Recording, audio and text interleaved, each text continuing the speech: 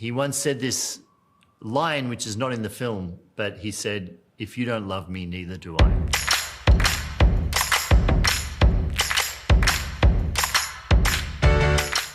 I entered the project basically asking a favor of Robbie to make a video for Hugh Jackman when we were working on The Greatest Showman. Hugh would constantly reference Robbie Williams as a contemporary showman. And there was a moment in time where Hugh was questioning whether the music was good enough. And because we had been working together at that point for 6 years, my voice had lost some weight. And so I tracked down Robbie Williams through my lawyer, and I asked him to listen to the music and just to give me his thoughts. And that video was enough to convince Hugh to move forward, and it's the music that's in the film today. So I owe a huge amount of gratitude to Robbie for helping me out on The Greatest Showman. So that's how we first met. And then in meeting, you know, people ask you stories about your life, you ask them stories about their life, and the stories that he told I found really engaging. And as often I do when I find a story that I like or a person who tells an interesting story, I started doing recording sessions. But rather than just doing it on my iPhone, Robbie has a recording studio at his house. So whenever I was in LA, I would just go over to his house and we would sit and chat, similar to the way we are now, and just talk through his life story. I think the challenging part was, obviously he read the script and he signed off on the script, but it was then years and years in the making. And I never wanted to show him the film until I'd put the monkey in, because John O'Davies, who plays Robbie, plays every scene in a grey wetsuit with tracking markers and dots on his face. So it's very hard to see past that. In fact, it sort of ruins the entire shot, because that's all you're looking at is this guy in tracking markers.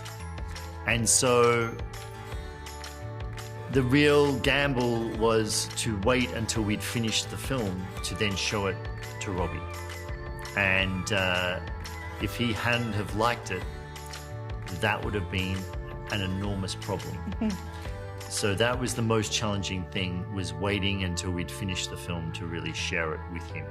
So the decision of using a monkey to represent Robbie was yours, or? It was mine, yes. And he seemed to like it, right? Fortunately, he liked it.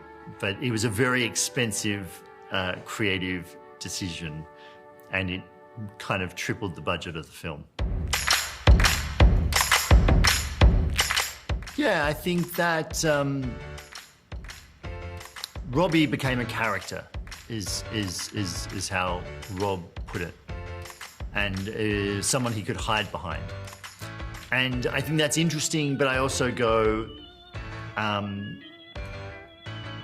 as someone who is always performing, whether he's performing for the other kids and pretending that he's tougher than he is back in Stoke-on-Trent when he's a little boy, whether he's performing for his dad in front of the TV because he desperately wants his dad to look at him the same way he looks at Sinatra on the TV, I think Rob has always been performing. And he once said this line, which is not in the film, but he said, "If you don't love me, neither do I."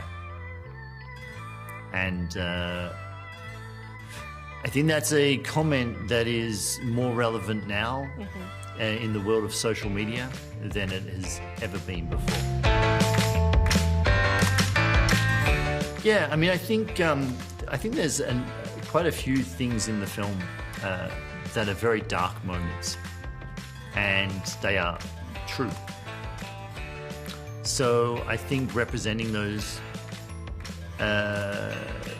is a bit different to a lot of musical biopics that tend to be the sanitized or the watered down versions of the rock star or the pop star's story. And I'm just very grateful that Rob let us show those more vulnerable, darker moments, because the truth is we all have things that we wish we never said or that we wish we never did. And I think giving the audience the respect of showing that, it makes for a much more impactful film. So I think we sort of start the film with him and his dad watching Sinatra on the TV, and it's sort of a critical thing that his dad says that really gets stuck in his head. You know, you're either born with it or you're a nobody. And so we basically watch this kid his entire life trying to chase whatever it is, you know, because he doesn't want to be a nobody. And when you look at Royal Albert Hall, that was essentially a love letter to his dad. It's playing all of his dad's favourite songs. That entire Swing album is Dean Martin, Frank Sinatra, Sammy Davis Jr. songs. And so it felt right that that be the moment and that be the song for someone who really needs to make peace, not just with his dad, but with himself.